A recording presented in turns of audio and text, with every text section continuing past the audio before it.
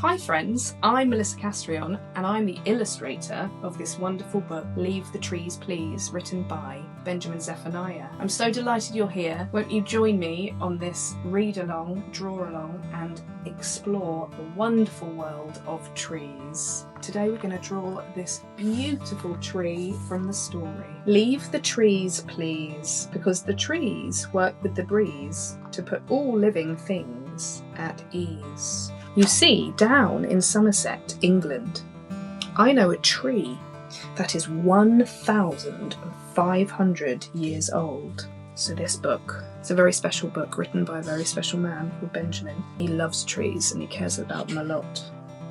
So we're going to see how special this tree is to this young boy. That is a wise tree. That is a tree I need to talk to. That is a tree we animals should listen to. Leave the trees please, because the trees work with the breeze to put all living things at ease. So leave the trees please. For millions of animals, trees are home. Trees make oxygen. Let me say that again. Trees make oxygen. So make a tree your friend. Leave the trees please, because the trees work with the breeze to put all living things at ease.